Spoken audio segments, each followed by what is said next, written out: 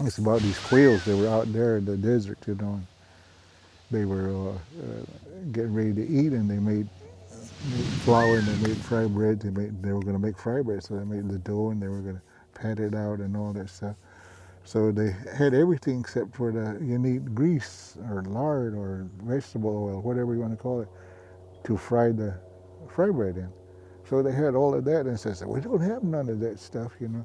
So where are we going to get some, you know? Because you don't have no stores then. These are animals. So they said that, well, they looked around and they said, well, they saw this coyote sleeping way over there underneath one of these mesquite trees. And so they said, well, let's go get some butt fat off of him.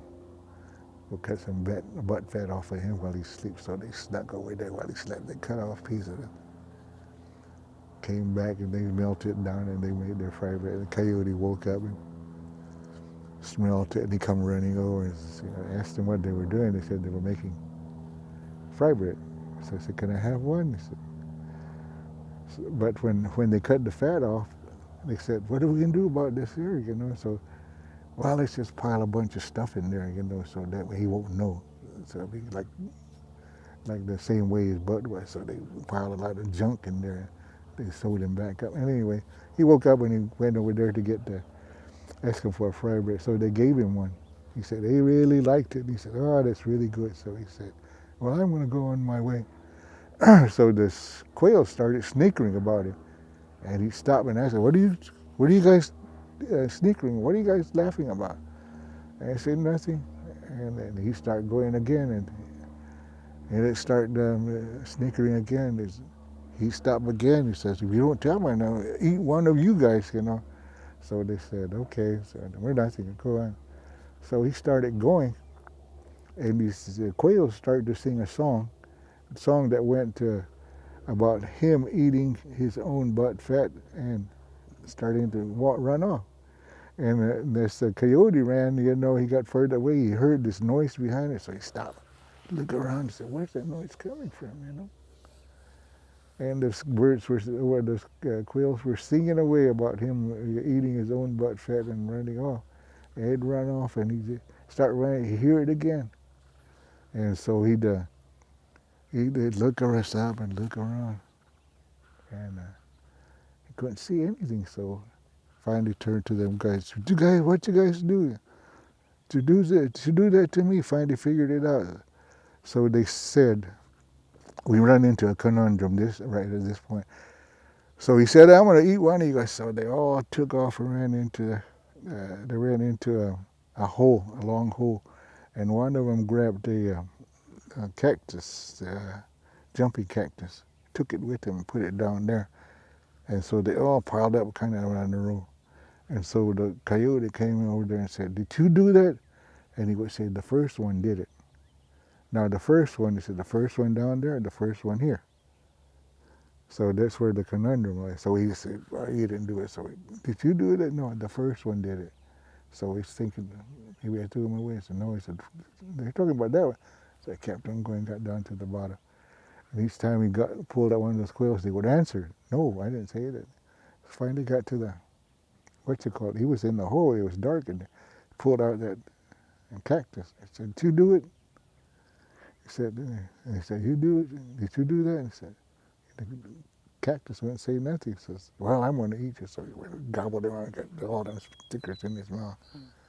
So you'll see a coyote based on the fact that he got his butt fat cut off of me and then stuffed with a bunch of junk in there. You see him running anywhere, anytime. He'll stop and look around. I'll tell you another. A long time ago, these our dogs, they up there on that mountain, Superstition Mountain, the Apaches and the Pimas are traditional enemies. And anyway, we'd have lookouts over there, and what they did was if they were coming, they yell to they're down, they yell down this way, and they yell they get down to the west end in a matter of time, because they yelled it over there. I got on their top of their house and yelled it that they were coming.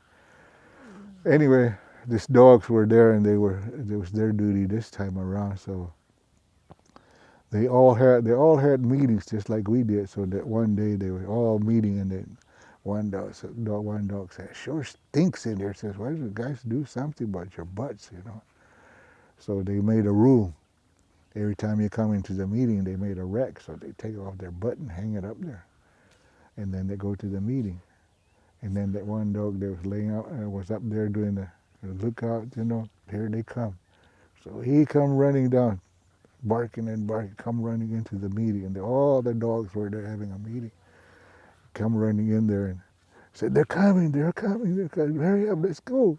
So everybody start running out, and they couldn't find their butt on the wall where they hung it.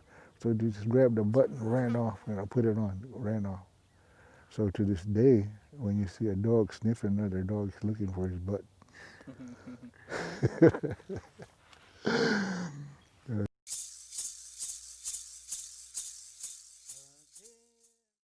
Like this here, the maze, this here maze is whatever they tell you. Some of these, you know, New Agers, they'll tell, "Oh, that's the journey of life." See that guy up there?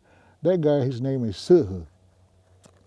And Hawk is the villain, and he's the one that we scare our children with to say if they're misbehaving, watch out, Hawk is going to get you. And Hawk eats children, and he had a skirt made of bones, and he had decorated himself with the children's bones, you know, and that was our way of our boogeyman for the kids. And so these guys were in a kind of like a good and evil battle, you know, not to that extent that you think about, but the bad things, you know. So he built this house here. So when the hawk start coming, he'd run down there, and there's a way you can, it's all mixed up, and keep on going around, then get down here. The hawk would try to go, run a little ways, and it never, the hell with it, they ain't gonna get lost, so he comes out of there. So that's basically where that legend lies, you know, with that. And it's called the maze. And anytime anybody sees this, they know where it comes from, anywhere. Any tribe that sees this know that it's from here.